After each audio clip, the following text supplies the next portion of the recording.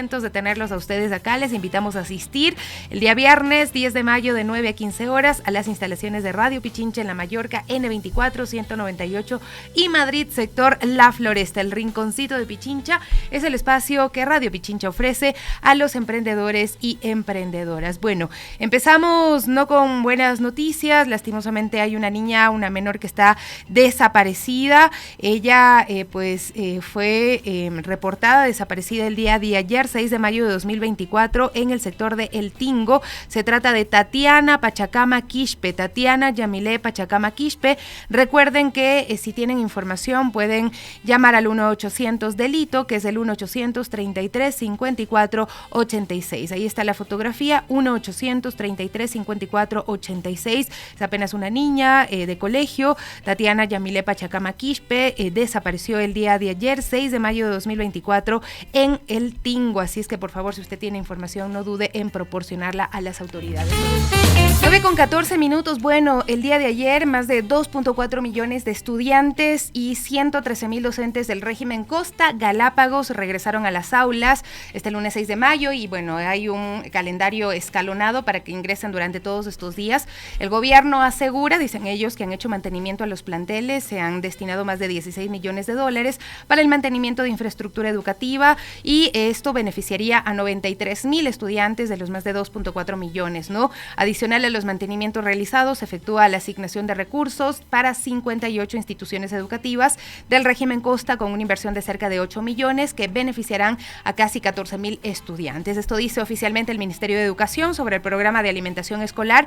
Dicen que hay garantía de la entrega de raciones diarias de alimentos nutritivos a los estudiantes en las instituciones educativas y además realizarán un proyecto para entrega de alimentos variados a 8,500 niños y niñas con una inversión de 1.3 millones de dólares a través del Programa Mundial de Alimentos. Hoy las inquietudes de los periodistas era si es que desde el día de ayer sí se está entregando el desayuno escolar, porque recordemos que hay una polémica que ha sido iniciada por el gobierno nacional en contra de la empresa que ofrecía este servicio del desayuno escolar, además de la comida para las personas privadas de la libertad. Así es que bueno, vamos a escuchar el testimonio de una mamita que precisamente nos habla sobre sus expectativas en torno al regreso a clases. Mi nombre es Mayra Alexandra Rodríguez Castro. Tengo 3 hijos. 2 niñas van al colegio porque son gemelas a octavo y un niño entra a inicial. Para este nuevo año, yo creo que como todo desde el principio nos empieza medio complicado, nos coge las cosas de nuevo, los niños al colegio, ya toca madrugar y todo eso, pero sí entusiasmados, con ganas de que aprendan cada día más. Sí contamos con buenos profesores. Mis hijos estudian en la escuela Teniente Hugo Ortiz de la comunidad de Palmito Pamba, pertenecemos a la parroquia de Nanegal. ¿Habla con sus hijos de bullying, abuso sexual u otro tipo de violencias para que estén prevenidos?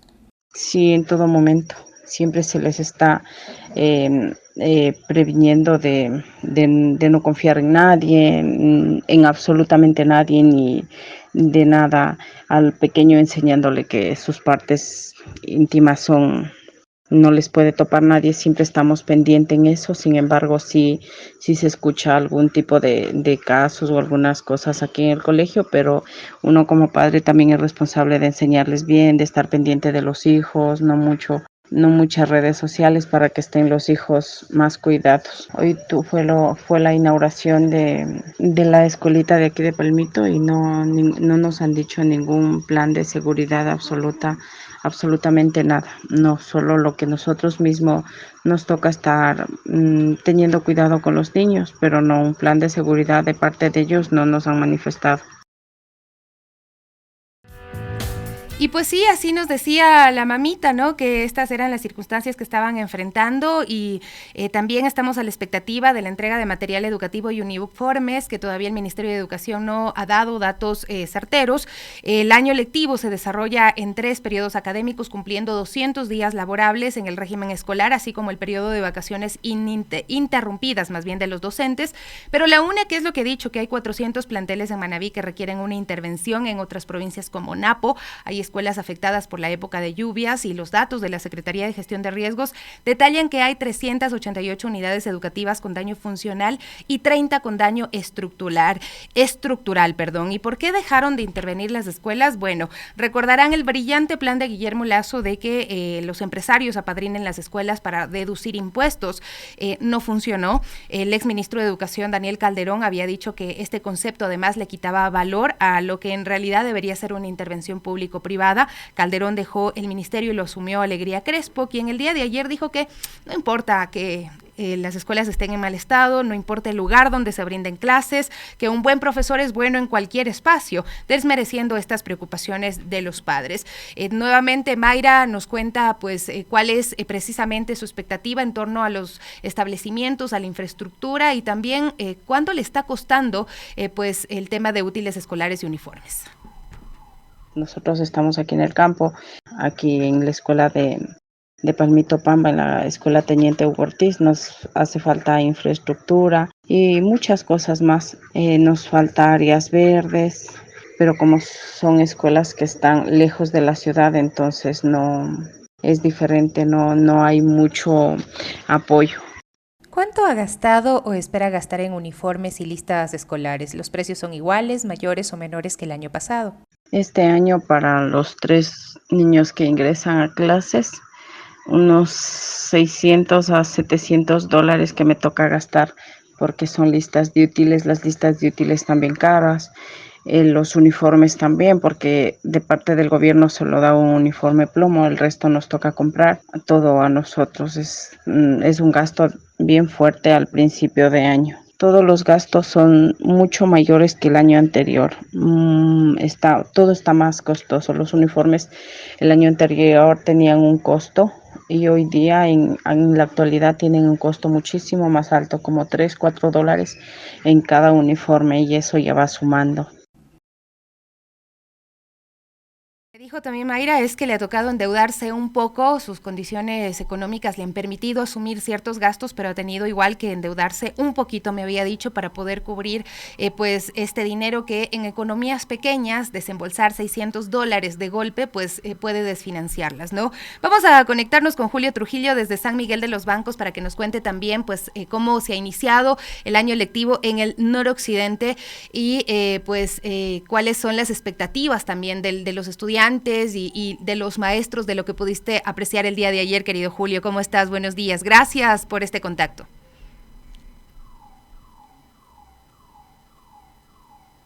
Se nos fue la conexión, me parece. Amigos de Radio Pichincha, Sofía, muy buenos días, qué gusto estar en contacto con ustedes. Desde acá, desde el noroccidente, les extendemos un cordial saludo. Bueno, el día de ayer, como en toda la región costa, iniciaron las clases. Por esa razón, el GAT municipal de San Miguel de los Bancos, en conjunto con otras instituciones, realizaron un trabajo articulado para justamente ofrecer a toda la ciudadanía, a los estudiantes, a los padres de familia, esta posibilidad de tener un retorno a clase seguro.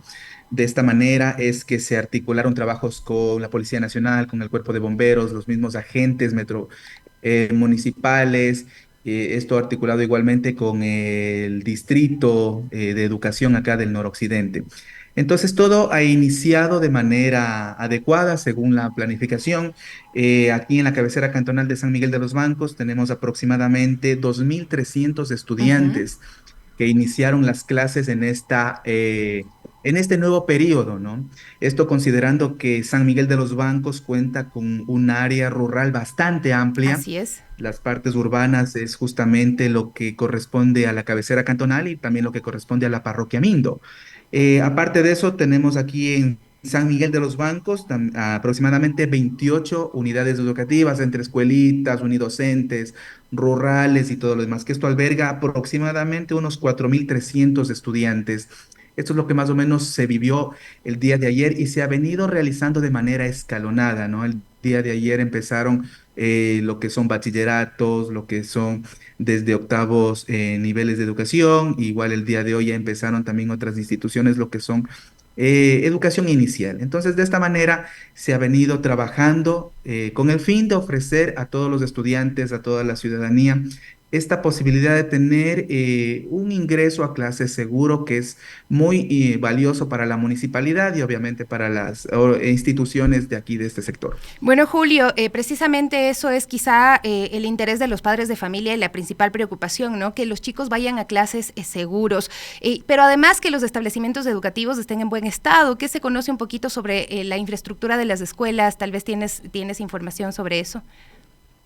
Bueno, al respecto, el GAT municipal justamente viene trabajando estrechamente con lo que es la Dirección Distrital de Ujú. Educación y ha venido incluso colaborando en todo lo que es el proceso de adesentamiento, de limpieza, de mejoramiento de algunos sistemas eléctricos que aquí por la zona hay mucha humedad, tienden a generar algunos problemas, pero se ha venido trabajando de eso.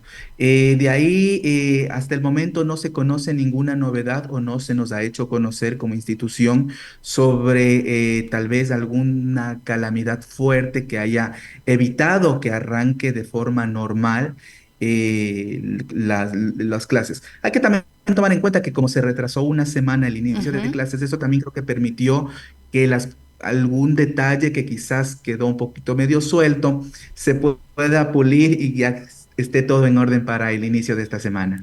Pero bueno, hay expectativa y es una alegría de todos modos los chicos y chicas que vuelvan a clases, ¿no? Y ojalá pues se desenvuelvan en un entorno pacífico y con las garantías necesarias.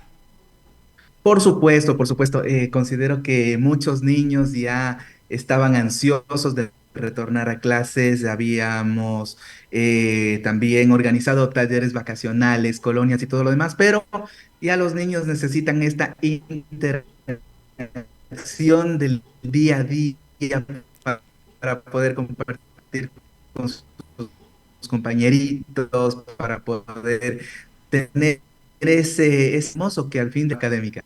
Muchísimas gracias, Julio. De verdad, queríamos hacer este contacto breve para poder tener noticias desde el noroccidente, donde también hemos podido conversar con papitos y mamitas. Te abrazamos fuerte y a todos los chicos y chicas, a toda la gente, a los docentes que están también en el noroccidente, pues pendientes de la radio y además, pues en este trajín también que implica el año lectivo. Un abrazo fuerte, Julio. Muchas gracias. Por supuesto, igual un abrazo desde acá, desde el noroccidente de Pichincha, y en este momento se encuentra justamente una compañera nuestra, no sé si es que hay el espacio, que es la ingeniera Andrea Freire, que también obviamente desde su rol de mamita y compañera y directora de una área de aquí del municipio, pues, también nos puede compartir un poquito su experiencia. Claro que sí, si es que está por ahí, por favor, para poder saludarla, también esta mamita, porque pues ante todo, pues es una mamita, ¿no? Andrea Freire, que también tiene que lidiar con este tema de reorganizar todo, levantarse más temprano, dejar listo el lunch de los chicos, el refrigerio que van a llevar a la escuelita. ¿Cómo está? Buenos días, ingeniera. ¿Cómo está, estimada Sofía? Y gracias por el espacio a través de Radio Pichincha. Para mí un gusto saludarles a nombre de nuestro alcalde, el doctor Luis Eduardo Zucchi. De igual manera, a nombre propio en la Dirección de Desarrollo de Gestión Social y Cultural y también como madre de familia. Para nosotros ha sido muy importante también este regreso a clases. Como saben, el invierno nos ha afectado mucho y Claro que sí. también al venir de una pandemia que todavía no se erradica totalmente, nuestros hijos, nuestros alumnos, nuestros vecinos han sufrido mucho y ha sido muy bonito verles que regresan a clases con esa emoción, con esa empatía.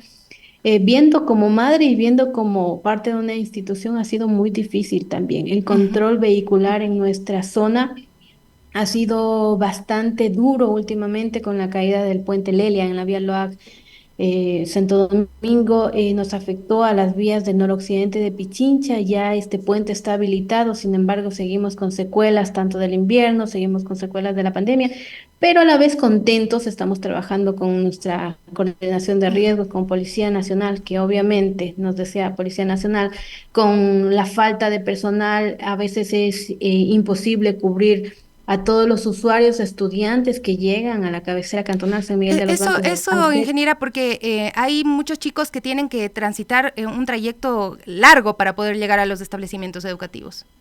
Sí, mi estimada Sofía, San Miguel de los Bancos es muy disperso, sus recintos Ujú. están a una hora, 45 minutos.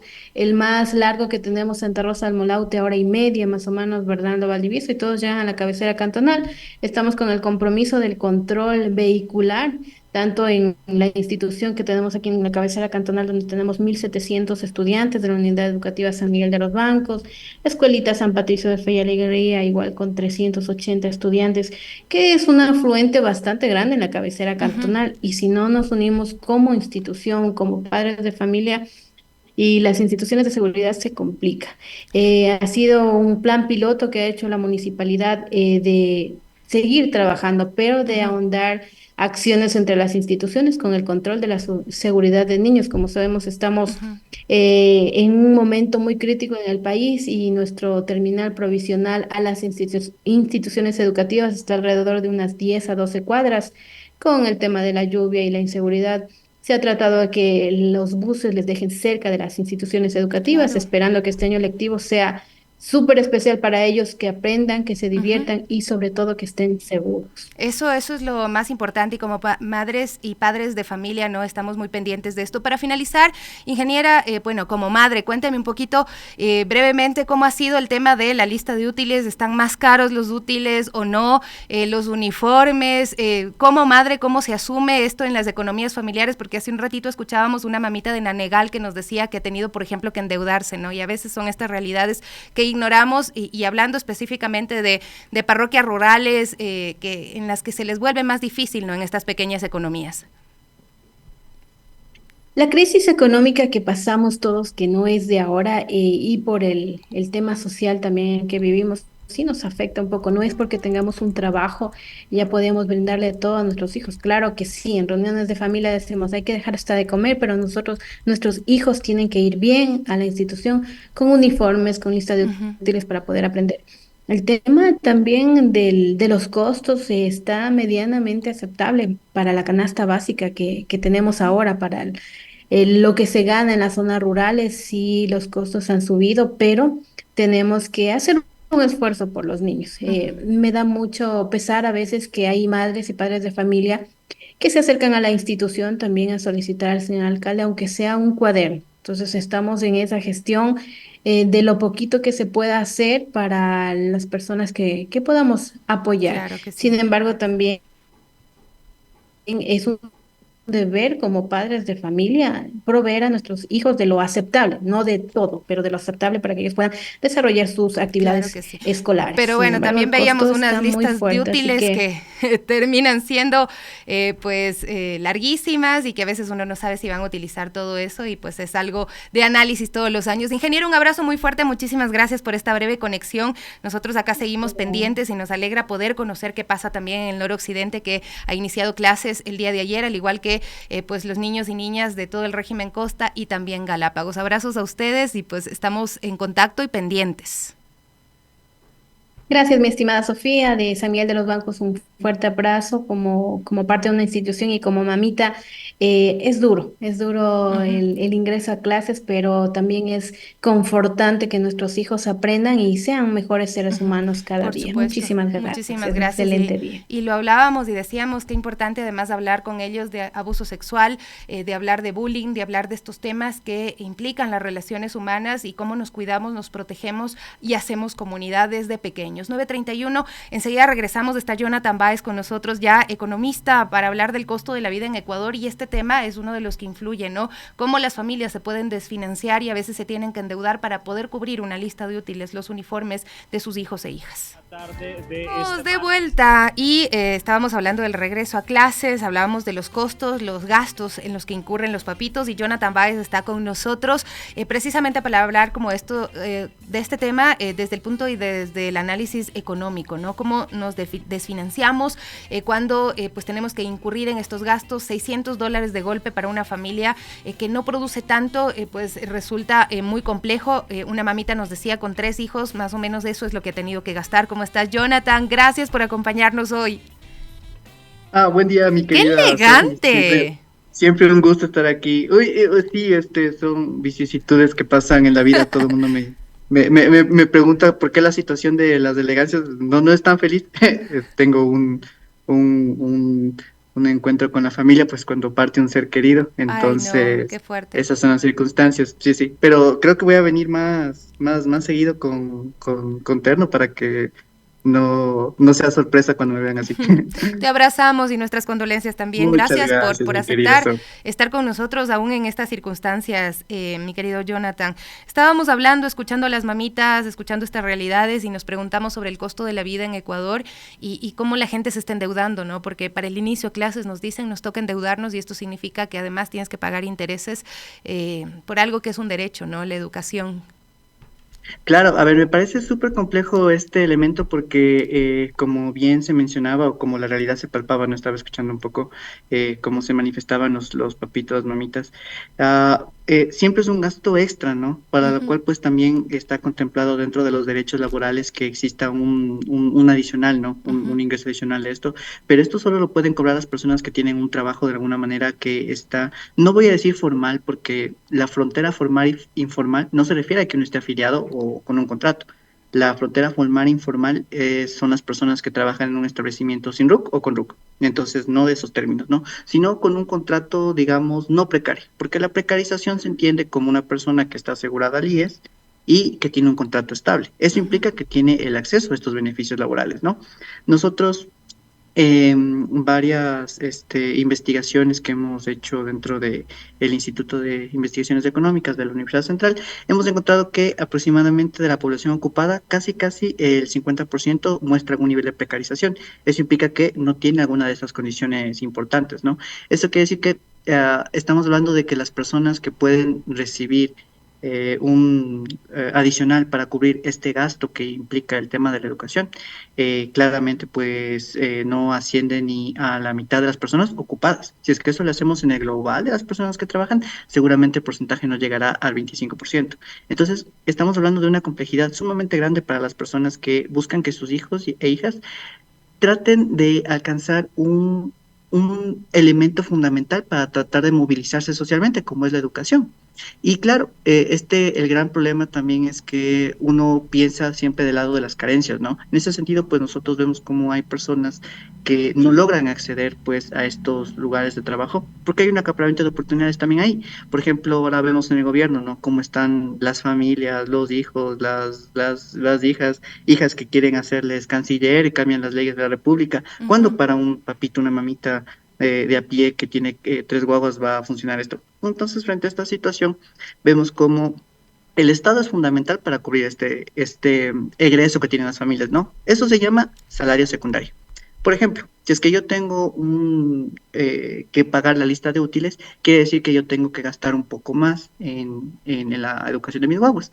Pero entonces, si es que el Estado, en cambio, asume estos costos como antes era, ¿no recuerdan ustedes? Con el tema de uniformes escolares, con el tema de los útiles escolares, con el tema de los libros, eso permite que los guaguas, sin discriminación de clase o de ingresos, pueda alcanzar a acumular este capital educativo, ¿no? Que es el único capital que nosotros, que no tenemos otros capitales, podemos alcanzar. Los Novoas, los Lazos, etcétera, etcétera, tienen heredados capitales económicos, los cuales permiten surfear en la vida, ¿no? Si uno ve el currículum de Nova, tiene un montón de maestrías y un montón de cosas así, pero bueno, si es que uno nace en cuna de oro, quizás esto es bastante factible, ¿no?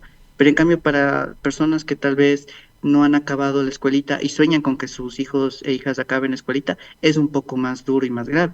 Entonces, eso hace que estas diferencias de capitales heredados, de privilegios, contrasten en cambio con personas a las que se ha de alguna manera acumulado desventajas durante toda su vida y que el Estado puede hacer esta suerte de cambio, ¿no? Primero con el tema de salario secundario y segundo también porque el tema de dar útiles o alguna cosa así no obedece pues a que uno tenga empleo, porque esa ya es la parte directa, ¿no? Ujú. Esto debe ser bien entendido. Una es esta posibilidad de que una persona pueda acceder a este tipo de empleo, en el que tiene pues este ingreso adicional en momento de clases, y otra en cambio es del Estado que da educación pública sin condición, sin transferencia, no sin algo condicionado como tal. Entonces, esto permite que los papitos, las mamitas, tengan la oportunidad de mandar a sus guaguas y como está ocurriendo el caso contrario, esta situación en la que una persona se endeuda es quizás una situación súper complicada, súper precaria, que termina afectando, lo mismo con el caso salud, ¿no? O sea, si es Claro, que sí, sí, yo decía, una el enfermedad Estado grave puede ser la diferencia entre tener una situación medio estable y pasar a la miseria. totalmente, si es que el Estado da salud, por ejemplo, Ujú. yo ya no tengo que gastar en esto, ¿no? Porque es un derecho. Pero si es que yo tengo que gastar en hospitales, en clínicas, en este momento, por ejemplo, mi vecina está en una situación en el IES, ¿no? Y yo he podido palpar de primera mano cómo dicen, no, no hay nada, y todo toca comprar, entonces toca a la familia resistir este gasto extra, ¿no? Eso se vuelve en una trampa nuevamente de la pobreza, ver así. ¿Por qué? Porque en lugar de tener estos recursos para que los guaguas sigan estudiando, lo primero está la vida. Entonces yo destino esos recursos a que mi familiar esté bien, ¿cierto? Y después ese dinero ya simplemente se quede en las clínicas privadas porque nadie regula eso.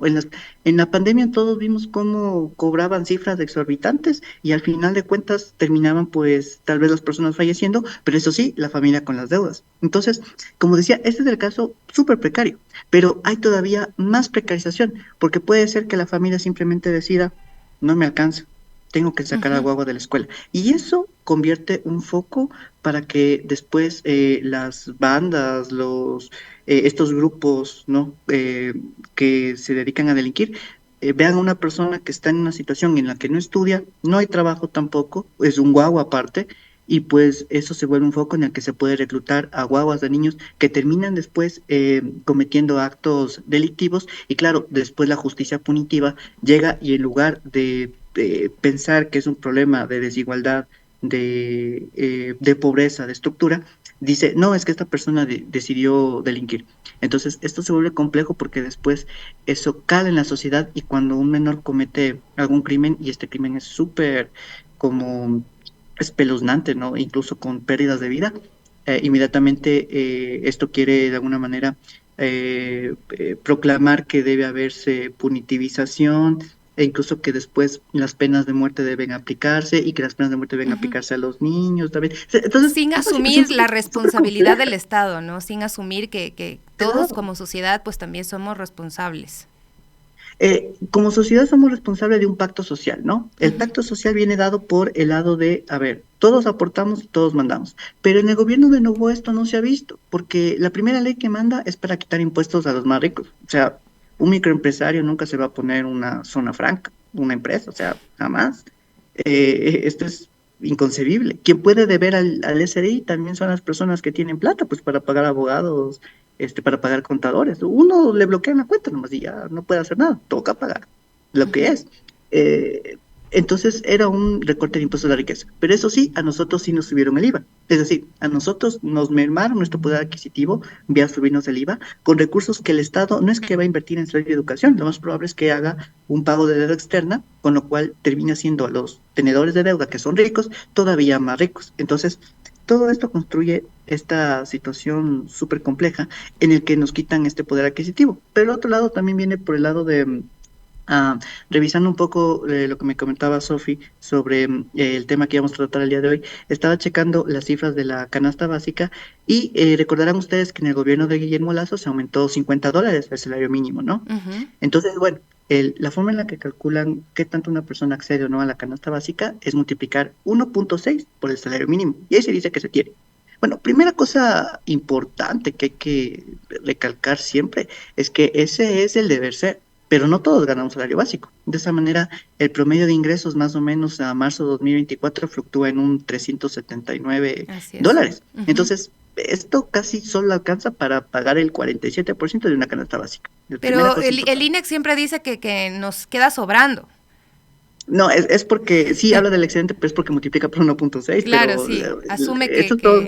Ese es el problema de las estadísticas, ¿no? Hay que ser muy fino para hacer las Ujú, investigaciones porque las estadísticas a veces nos dicen mucho, pero nos ocultan todavía más. ujú. Entonces, esto de alguna manera como que plantea una situación compleja de comprender respecto a si es que alcanza o no. Entonces, eso como primera situación importante. Ahora, lo segundo, si recuerdan, el gobierno de Guillermo Lazo pues alzó el salario básico unificado en $50, como había Ujú. mencionado, pero la canasta básica durante su gobierno subió en $75. Es decir, Otra forma en la que nos quitan poder adquisitivo es porque suben los precios. En este momento el mundo de la economía, aquí no más que se debate estas cosas faranduleras, pero en el mundo se está debatiendo cómo los precios empiezan a aumentar, cómo la inflación empieza a incrementarse debido al incremento de beneficios. Es decir, la inflación no aumenta porque suben salarios. La inflación está aumentando porque los beneficios que están cobrando las empresas que monopolizan y oligopolizan los mercados, es decir, los que concentran, están cada vez subiendo más los precios porque esto permite que tengan beneficios más grandes. Entonces, es fascinante cómo la diferencia de los gobiernos, ¿no? El gobierno de Petro, sí, de Gustavo Petro, del presidente Petro, ha invitado a las figuras más relevantes en materia económica de los problemas más importantes del país. Ha invitado a Isabela Weber, que es la analista economista que más conoce sobre este tema de la inflación conducida por beneficios. Ha invitado a Gabriel Suma, que tiene mucho análisis sobre el tema de evasión y elusión fiscal. Aquí, en cambio, se invaden embajadas, se dan contratos a esposas de presidentes, licencias ambientales. Ahí se ven los matices de los gobiernos. Entonces, pero como Jonathan, mencioné esto... Sí, además, pues estamos viendo que en estos meses donde hay estos gastos de ingreso a clases, donde vemos que hay enfermedades que pueden cambiar también la economía de las familias, son meses en los que nos precarizamos más, donde tenemos menos todavía capacidad adquisitiva para temas básicos como alimentación y otro tipo de gastos. Sí, pero no nos precarizamos más, ¿sí? Ese proceso de autoprecarización viene mucho con el trabajo autónomo. Más bien existe la precarización siempre en el trabajo asalariado, es decir, de quien hace uso de una empleabilidad y eso es lo que le permite de alguna manera precarizar a una persona, porque precarizar permite tener más beneficios. Así no vamos a ver todo el estudio que hay del caso de las bananeras, por ejemplo, en el que nosotros encontramos como, por ejemplo, ahí el ingreso promedio, según las tablas de oferta-utilización del Banco Central del Ecuador, muestra que el ingreso es de casi $232. Entonces, eso es la mitad de un básico. Ahí no hay casos de afiliaciones. Lo que se hace ahí son prácticas como, por ejemplo, se afilia al jefe de la cuadrilla, pero a los trabajadores nada que ver.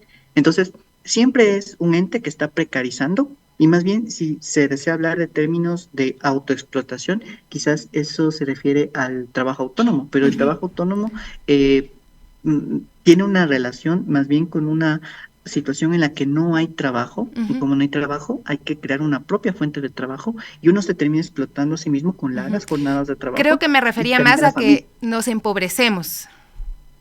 Sí, me parece que esa es la situación.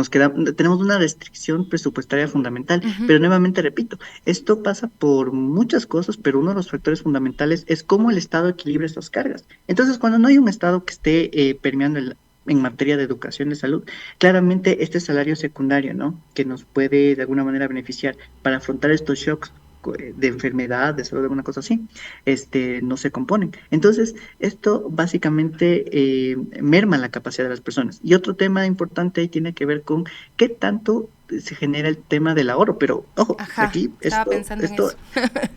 Justo, o sea, qué tanto las personas pueden ahorrar. Más bien existe un proceso completamente de endeudamiento que lo que está haciendo es permear las finanzas de las familias. Pero lo que yo quiero que quede claro aquí, por eso lo refería antes, siempre uno tiende en academia a ver como el lado de la desigualdad de a quien le afecta, pero también hay un lado que le beneficia mucho.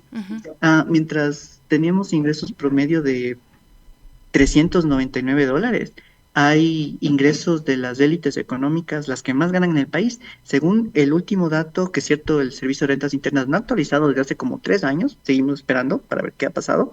El ingreso promedio de una élite económica, dueña de un grupo económico, es de $73,000 al mes. Es decir, gana casi muchísimo más de 100 veces un salario básico unificado. Entonces, es mentira que en este barco estamos todos. Nosotros estamos jalando un yate donde están subidos muchas personas que han acumulado mucho a partir de la explotación, de la precarización, de la ilusión tributaria, de la evasión, y finalmente nosotros tenemos que ver cómo sobrevivimos y cómo sobrevivimos con estos guaguas ahí en media de esa situación. Entonces, ahí lo importante, si lo quieren ver así, es primero fijar las cargas a quien realmente es responsable de asegurar que uno tenga un nivel mínimo de un nivel adecuado, no mínimo, porque mínimo es designarnos a que, bueno, denos un poquito. No, Uno tiene que tener un nivel de vida digno Ujú. y exigir ese nivel de vida digno. Así Entonces, es. lo mínimo, perdón, lo digno es pedir un Estado que cubra estas situaciones, que ya lo ha hecho, y lo ha hecho y lo ha hecho bastante bien. Ahora que si es que el Estado más bien funciona como una función o caja chica de personas que quieren solo enriquecerse más, seguramente tendremos a más presidentes de Miami, ¿no? Con Tazo ya nos pasó y con Novoa cada fin de semana o cada feriado. Gracias, muchísimas gracias Jonathan por acompañarnos. Bueno, se nos queda quizá muchos temas, ¿no? Porque también me llama la atención que siempre hay estos mensajes donde nos dicen ahorren, ahorren, ahorren, pero ¿con qué capacidad de ahorrar si no tenemos en este momento, pues los ecuatorianos y ecuatorianas precisamente ni para la canasta básica? Una gran mayoría, por supuesto, y no hay como sacar esto para el ahorro, como intentan también decirnos y responsabilizarnos de todo y del propio empobrecimiento que están sufriendo miles de familias en nuestro país. Jonathan, te abrazamos muchísimo y gracias por estar con nosotros. Nuevamente también te expresamos nuestro cariño y solidaridad también en este momento. Muchas gracias. Te Muchas gracias, abrazo. Domi. Siempre las Warmis ha sido para mí un programa espectacular. Yo les quiero felicitar mucho. Espero que ya me inviten más. A Sofi me decía que no, que no voy, pero es que justo se cruza con aquí vivimos una realidad en la universidad también que para conversar muchísimo, pero el programa es espectacular. Yo felicito mucho la labor de Sofi, de todas las personas que hacen Warmi y pues espero participar más activamente. Solo si me permites una última cosita, quizás algo que aquí no se habla cuando estamos reflexionando del costo de la vida, Uh-huh. tiene que ver con cómo la canasta básica no solo que no nos alcanza, sino que en este momento ya hay una economía súper compleja porque el endeudamiento en tarjetas de crédito, en Uh-huh. alimentación, ¿no? Es Uh-huh. decir, lo que yo voy y compro en donde puedo diferir, porque en un Uh-huh. mercado no lo puedo hacer nomás. Claro. Esto está causando muchos perjuicios porque me están obligando a mí de ir al mercado, de un mercado tradicional, a ir a un otro mercado, un supermercado, en el que sí voy a poder diferir porque no me Uh-huh. alcanza. Entonces me están empujando a que Uh-huh. yo vaya al supermercado, primera cosa, a pagar un Uh-huh. poco más. Y segundo, de pagar un poco más, me están empujando también a endeudarme y lo que consumo en un mes, diferir a 3 meses. Uh-huh. Entonces, no solo que hay economías, digo, familias, hogares que no pueden ahorrar, sino hay familias que el tema del crédito ah, los tiene ahogados. Entonces, Uh-huh. no solo que no pueden orar, sino que están plagados de deudas. Y ante Claro. eso me parece ahí que es importante ver cómo el exigimiento que se hace al Estado en varios lugares tiene que ver con la regulación. Y una de ellas es las tarjetas de crédito. Uh-huh. Porque mientras a los bancos no se les siga pagando, este va a ser un elemento fundamental para que ellos sigan cobrando intereses y que por otra parte nosotros sigamos pues en esta economía súper compleja de seguir endeudándonos, endeudándonos, Y endeudándonos. además, Jonathan, que se están alimentando economías ya sumamente grandes, ¿no? O sea, si pensamos en las grandes cadenas de supermercados, estamos permitiendo que ellas sean las que luego, pues, impongan los precios, quién vende, quién no vende y todo eso, Exacto. ¿no? Y destruyendo estas economías pequeñas, las tiendas de barrio o las economías comunitarias también, ¿no? Que obviamente no pueden permitirse el que paguemos o el que fiemos para pagar en varias cuotas. Eh, Totalmente, ahí como después de esto recurrente, ¿no? Porque finalmente si es que yo consumo donde mi tiendita, donde mi Uh-huh. besi, donde mi caserita, finalmente yo sé que mi caserita no va a fugar esos capitales, pues los va a tener aquí en el país, o sea, va a hacer que la economía siga fluyendo, ¿no? La Uh-huh. economía funciona de esa manera, como redes. En cambio, estas grandes tiendas de supermercados, vayan a ver la más grande, ya tiene nexos con un espacio en Panamá. Uh-huh. Panamá, un reconocido paraíso fiscal. Entonces, aparte de que les estamos engrosando los bolsillos, finalmente esos recursos ni siquiera se quedan en el país. Claro. Entonces, es una cadena súper compleja. Ajá, Entonces, me sí. parece que uno tiene que ver bien y uno puede hacer patria desde o nación desde sus sentidos, ¿no? Uh-huh. Como por ejemplo, consumir a la vez, aunque cueste un poquito más, consumir también en las tiendas de barrio. Eso, de alguna manera, termina fomentando la economía y se mueve internamente. Entonces, sí parece que no hay cómo hacer nada, pero sí hay cómo hacer. Exigir primero y después también tener prácticas que permitan que la economía como tal mejore y beneficie a las personas del país. Entonces, ese es, me Muchas parece, gracias, el mi querido punto Jonathan. culminante. Te abrazo fuerte nuevamente y bueno, vamos a hacer una pausa, no mentira. Vamos a ver la nota de nuestra compañera Evelyn Caiza mientras le permito ingresar acá a nuestra invitada, que también le agradezco mucho por la espera. Ella es Tania Hermida, afamada cineasta ecuatoriana, una de las más exitosas con films que se ven y que no solamente se ven, sino se disfrutan muchísimo. Así es que en este momento vamos a compartir la nota de nuestra compañera Evelyn Caiza, porque también tenemos a personas que hacen cosas diferentes, ¿no? En algunos entornos que pues parecería que no se prestan para este tipo de actividades. En la cotidianidad de Quito, personajes y lugares se entrelazan para crear historias como la de Gonzalo Fernández, un trabajador de la zona azul e incesante lector. En la cotidianidad de Quito, diferentes personajes y lugares se entrelazan para crear historias maravillosas como es la de Gonzalo, un cuidador de la zona azul cuyo amor por la lectura y por las historias desbordan acá en la Avenida de los Shiris.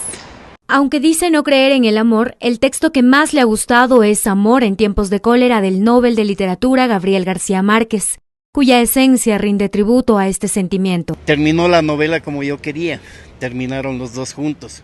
Y queda entender que si uno persevera por alguien, lo puede alcanzar. En ellos es emocionante porque a la final terminan juntos, porque hay una parte del libro que bueno, ya murió el marido de la Fermina Daza y todo eso, que usted sabe, los hijos ya grandes se oponen y una de las una hija que ella tenía le dice, mamá, ¿cómo vas a estar haciendo eso? Y a la final la madre le dice, si antes me cagaron la vida, no me la van a cagar nuevamente. O sea, eso lo dice en el libro. Entonces de ahí se fueron a un crucero y todo, o sea, se fue muy lindo, ¿no? Entonces, o sea, fue muy emocionante. Gonzalo Fernández tiene 55 años, vive por la Loma Grande y actualmente está estudiando la secundaria en el Colegio Manuela Cañizares. En sí quiero aprender a escribir porque algún día quisiera escribir la historia de mi vida. O sea, la historia de mi vida es tenaz, yo quisiera que tenga unas mil, porque he pasado cosas muy duras. Desde hace 20 años trabaja como cuidador de autos. Primero estuvo por el sector del estadio y ahora en la Avenida de los Shiris. Aunque ahora se define como una persona tranquila y feliz gracias a sus libros y a su faceta de estudiante, cuenta que hace un poco más de 20 años su vida fue trágica, ya que estaba sumido en las drogas. Yo fui en mi vida esclavo de las drogas durante más de 30 años, pero dando gracias a Dios, un día doblé rodillas y dije, Dios mío, no sé qué tengas que hacer, pero hazlo, ni qué tiempo más me tengas tú con vida, pero el resto que me quede, quiero vivirla bien, y aquí estoy. Asegura que pudo salir de esto y que gracias al ejemplo de sus hermanos que son profesionales, sabe que él también puede. Su deseo es ser abogado, escritor o alguna profesión relacionada a la lectura y a la escritura. Comenta que en su casa tiene más de 100 libros y al consultarle sobre sus favoritos, sonríe y dice que son muchos, pero que se queda con Gabriel García Márquez, Mario Vargas Llosa y Roberto Bolaño. O sea, todos me encantan, pero el que más me llamó la atención porque tuvo un final feliz fue Gabriel García Márquez, Mario Vargas Llosa. Ese que me llamó mucho la atención, Travesuras de la Niña Mala, es fabuloso. Y qué más o sea, algunos me gustan. Había una novela que me llamó en sí mucho la atención, Frankenstein. Le gusta comprar sus libros, pero como a veces el presupuesto es corto y hay que sobrevivir, acepta obsequios. Cuando estuve en el mundo de las drogas, yo era cero a la izquierda. O sea, no estuviera aquí hablando con usted porque prácticamente se me acababan las palabras. Pero gracias a esto he recuperado eso. Puedo desenvolverme, pararme en clases, dar una charla y ese tipo de cosas. Su oficina, como él la llama, es en la zona azul de la Tribuna del Norte, cerca de las Shiris y Portugal. Quiero dar un agradecimiento muy grande al Colegio Manuela Cañizares que me abrió sus puertas para poder ser alguien en la vida. Lo único que deseo a cada uno de los docentes de mi colegio es que Dios les bendiga. Según una encuesta publicada en el 2012 por el Instituto Nacional de Estadísticas y Censos, INEC, el 73,5% de los ecuatorianos dice tener el hábito de la lectura. Sin embargo, solo el 28% prefiere los libros, el resto, revistas, periódicos e Internet. Según la información, Quito es la cuarta ciudad que más lee. Las primeras son Guayaquil, Ambato y Machala. Bueno, vean ustedes esta historia, realmente nos ha encantado conocer a este amigo de la zona azul, del sector de las Chiris, y que además es un lector empedernido. Necesita libros, así si es que usted pasa por ahí, tiene algún libro que ya lo leyó, que ya se alimentó de él, pues puede pasarlo de manos, ¿no? Y va a ser muy bien aprovechado. 9:58 minutos, quiero agradecerle por la espera a nuestra invitada, y está la Gaby Cruz también con nosotros para saludar a Tania Hermida, tremenda cineasta ecuatoriana, a quien de verdad le agradecemos muchísimo por estar hoy aquí. Ella nació en Cuenca, pero bueno, ya no creo que tiene mucho el acento todavía. Bueno, buenos días, Sofía. Muchísimas gracias por la invitación, por el espacio para hablar de estos temas que son también muy necesarios en nuestra sociedad, en nuestro entorno. Que es, bueno, el lanzamiento de una película ecuatoriana que al final es de todas, de todos, no solo de quienes la hicimos, sino del país, ¿no? Es un cine nacido aquí, crecido aquí, criado aquí, y que finalmente va a estar en las pantallas a nivel nacional a partir de este jueves 9 de mayo.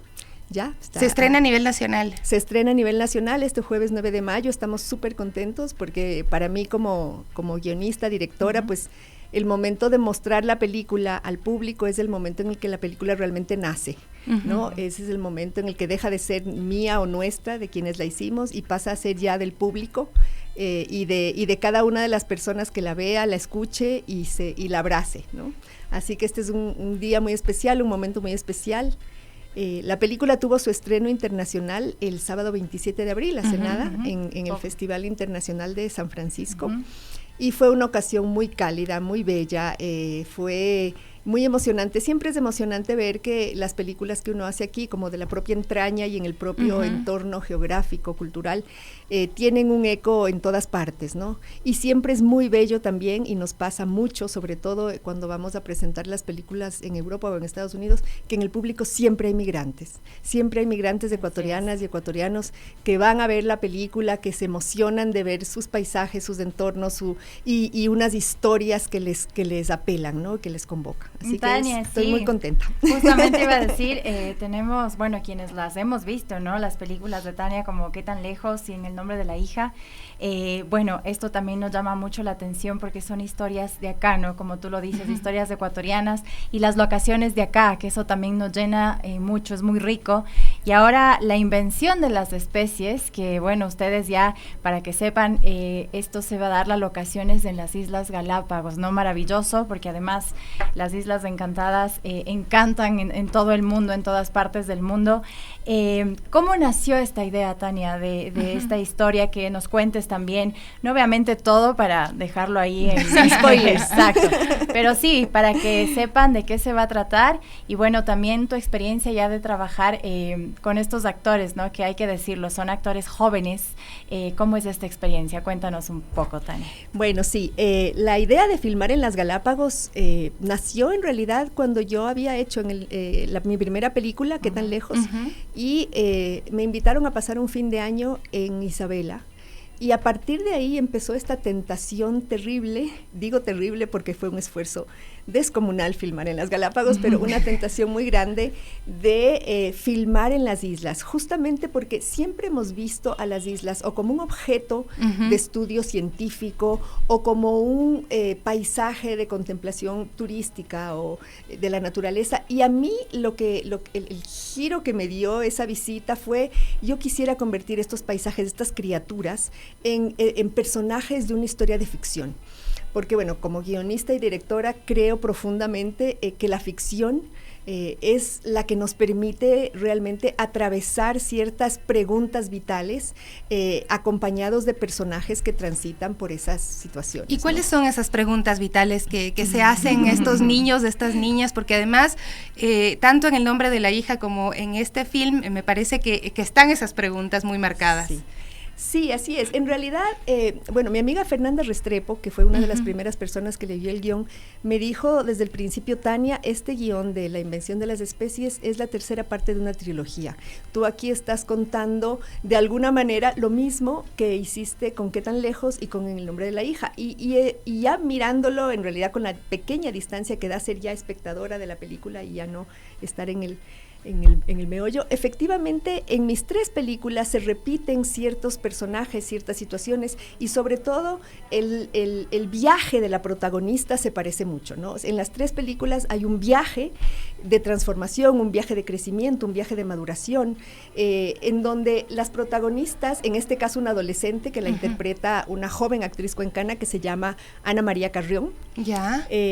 La protagonista está en pleno tránsito de la infancia a la adolescencia y está de duelo, ¿no? Y llega a las Galápagos con su papá, que es un experto en conservación de tortugas, pero ella está de duelo y no encuentra las palabras para contar lo que le ha pasado, ni para relatarse a sí misma el momento que está viviendo, y por lo tanto no encuentra, por decirlo de forma muy general, el sentido de su vida, ¿no? Entonces aquí encuentra a 2 amigos. El uno es un personaje que en la película los otros chicos le apodan Wikipedia, y que está interpretado por un joven actor que tiene ya experiencia en pantallas, que se llama Gabriel Saltos, ya lo van a ver.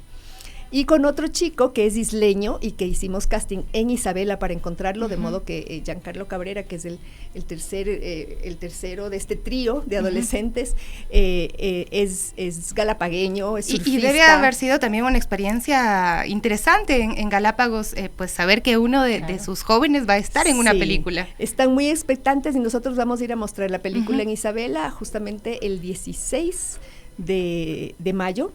La próxima semana. Sí, la semana después del estreno acá.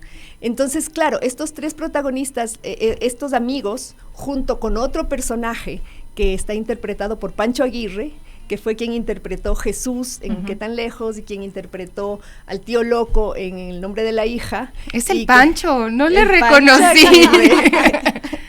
El Pancho Aguirre ahora interpreta a un personaje bellísimo, ya lo van a ver, que es un poco el mismo perfil de personaje que hacen las otras películas, que yo lo veo como el mentor, como el brujo, el loco, el mago, que viene a darle a la protagonista, por decirlo así, las herramientas para reinterpretar su momento vital, las herramientas para nombrar lo que le está pasando de otra manera y por lo tanto para reinventarse a sí misma, ¿no?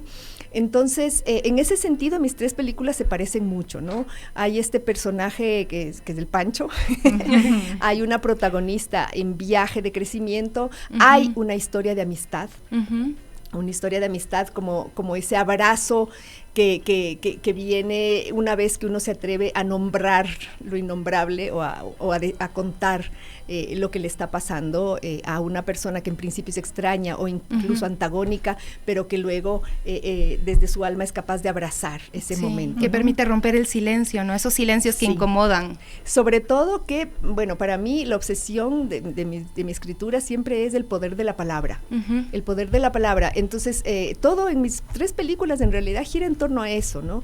Las protagonistas en las 3 películas se cambian el nombre como un gesto de apropiarse de su propia historia, de interpretar un personaje que a veces es la única manera de atravesar un momento duro. Se cambian de nombre, entonces hay un juego ahí con el poder de la palabra, también con la calidad sanadora de las historias, ¿no? Con la capacidad que tienen las historias, los relatos, de darnos un lugar en el mundo y de encontrar el sentido incluso a los momentos inenarrables que nos toca pasar. Y también, por decirlo de una manera así como muy, que podría remitir a otras cosas, pero como el poder emancipador que tiene tener voz propia, darse un nombre propio y tener voz propia y enfrentar el poder en un sentido muy sutil pero muy hondo por eso mismo, a través de la propia narración, del propio nombre y del lenguaje de alguna forma poético, ¿no? Que rompe con las convenciones del lenguaje convencional. Tania, para saber también sobre la producción, tú mencionabas sobre retos que tuvieron en grabar, ¿no? En filmar en las Islas Galápagos. Cuéntanos un poco de estos desafíos y también, bueno, me imagino el traslado de equipos, el traslado de toda la gente de producción. Y cuidar un poco el entorno natural, también, ¿no? Porque claro. Galápagos es un entorno protegido en nuestro país. Claro, ese era uno de los grandes retos que yo sabía desde el principio que me iba a meter en camisa de 11 varas, porque íbamos a filmar no solamente en unas islas alejadas del continente, no solamente en la isla poblada más alejada del continente, ya, sino además en un parque nacional, que tiene, por supuesto, pues unos protocolos, que tiene una serie de reglas sobre lo que se puede hacer, no se puede hacer, dónde se puede filmar, qué cosas sí, digamos, los protocolos de trato con los animales y todo eso. Pero bueno, una vez cumplidas todas esas normas, todas esas reglas y acompañado siempre de un guía del Parque Nacional, eso pues no fue la parte más compleja, ¿no? Lo más complejo fue, digamos, crear en la isla, en Isabela, todas las condiciones para poder filmar estas escenas que como quizá están viendo algunos en pantalla, pues en algunos casos son de paisaje natural, pero en otros son de un mundo construido para la película, ¿no? Y el reto, pues lo superamos porque el director de arte, un colombiano maravilloso, Gonzalo Martínez, tuvo esta genialidad de decirme, Tania, vamos a construir este hábitat del personaje que interpreta Pancho Aguirre solo a partir de lo que la isla nos dé, ¿no? Lo único que nos vamos a llevar del continente son telas para envejecerlas y hacer una suerte de carpa, pero todo lo demás vamos a recogerlo de las propias islas, ¿no? Tanto cosas naturales como ramas, como plantas, como también las cosas que han ido llegando a las islas en diferentes camadas migratorias, ¿no? Entonces encontramos una cantidad de objetos maravillosos también en las otras islas para este entorno de Harriet, que era como el más difícil de construir en las islas, ¿no?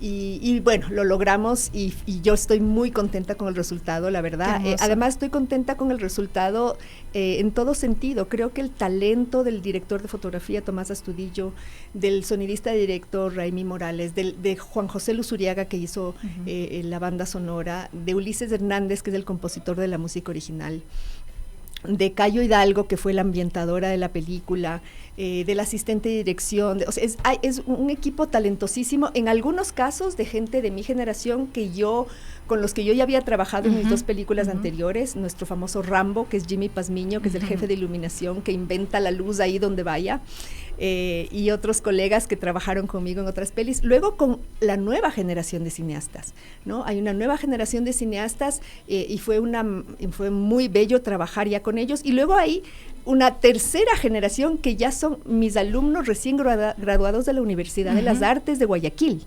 La segunda asistente de dirección y el jefe de producción son alumnos recién graduados de la Universidad de las Artes de Guayaquil, que fue, pues como ustedes saben, un proyecto emblemático en el que estuvimos implicadas muchas personas del ámbito de las artes y de la cultura. Yo personalmente estuve en el equipo de asesores que diseñó esa escuela, que construyó esa carrera, de modo que no deja de ser gratificante también en todos esos sentidos, ¿no?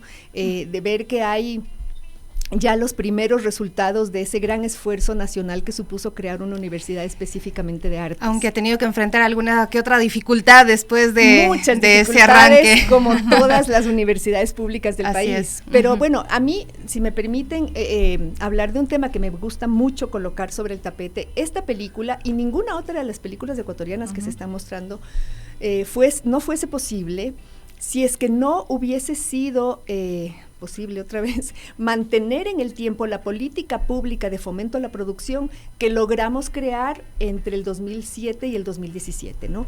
Es decir, ese fondo de fomento a la producción nacional que empezó a operar en el 2007 con la ley de cine, que continuó y creció muchísimo en esos años y que luego se cristalizó en la ley orgánica de cultura, donde se instituyó ya el Fondo de Fomento de las Artes como un fondo que está específicamente dedicado para eso, que no sale del presupuesto anual del Estado, de modo que no se puede usar para otra cosa.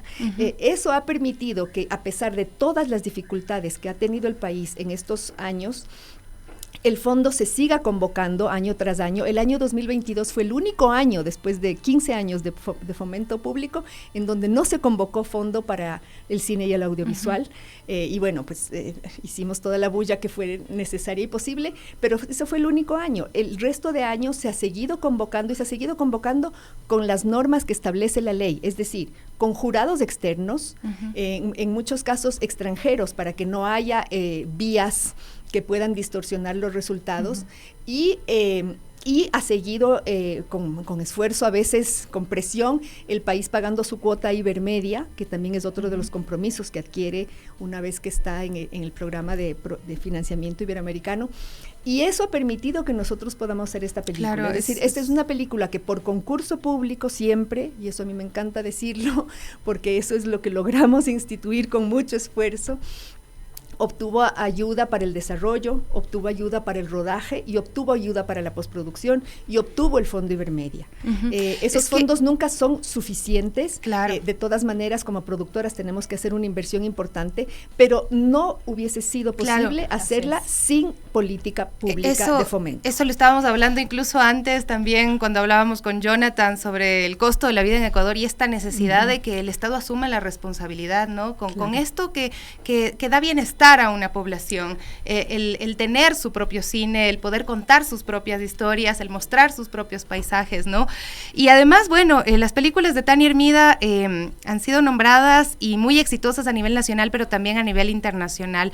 ¿Hay las mismas expectativas de que esto ocurra con este nuevo film? ¿Y cuál esperas que sea la respuesta de la ciudadanía que fue encantada a los cines a ver estas películas y que además dijo son nuestras, son películas ecuatorianas?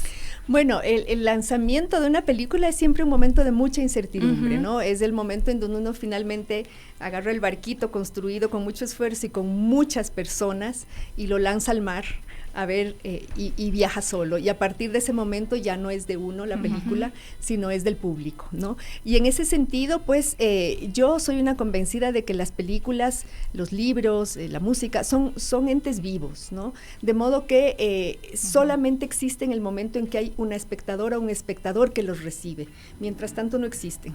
Entonces esa relación de cada espectadora, de cada espectador y de la colectividad con la película no es predecible, no es calculable. Hay veces que, como en Qué tan lejos, una película que yo llegaba a creer que incluso era un poco hermética, porque yo decía, están estas chicas en el bus leyendo a Sor Juana Inés de la Cruz, ¿quién se va a interesar por esta historia? Y luego me llevé la gran sorpresa de que fue una película, pues, digamos, abrazada por el público de forma masiva. Con El nombre de la hija tuvimos también un gran público que se acercó a la película y ha sido muy lindo saber que esas películas se han quedado en el tiempo, se han quedado en la memoria, a tal punto que Multicines en estos días, en la semana anterior y esta, nos pidió las películas para volverlas a poner en sala como parte de una muestra de películas ecuatorianas de ya antiguas y están en cartelera. Qué tan lejos, hay unas funciones especiales en El nombre de la hija en Multicines en estos días, y ha sido muy bello volver a recibir esa retroalimentación, sobre todo de espectadoras jóvenes mujeres, claro, que se sienten como muy identificadas con los personajes de la película. Ya nuevas generaciones, y yo creo que deberíamos volver a verla, ¿no? Yo creo que esta es la película como referencia, que cuando viene alguien de otro país, digo, bueno, te voy a mostrar una película ecuatoriana y vamos a ver qué tan lejos. Entonces, la hemos visto varias veces. Esta nueva película es distinta, pero como les decía, tiene como todos estos hilos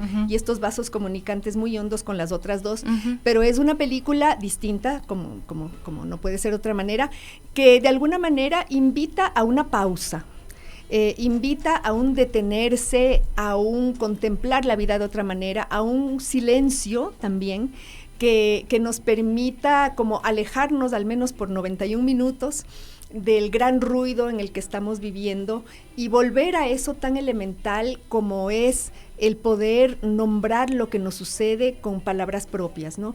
Yo creo que si lo extrapolamos, digamos, de alguna forma al momento global casi que estamos viviendo, la película también habla de qué nos sucede como especie cuando lo que está sucediéndonos ya no es narrable.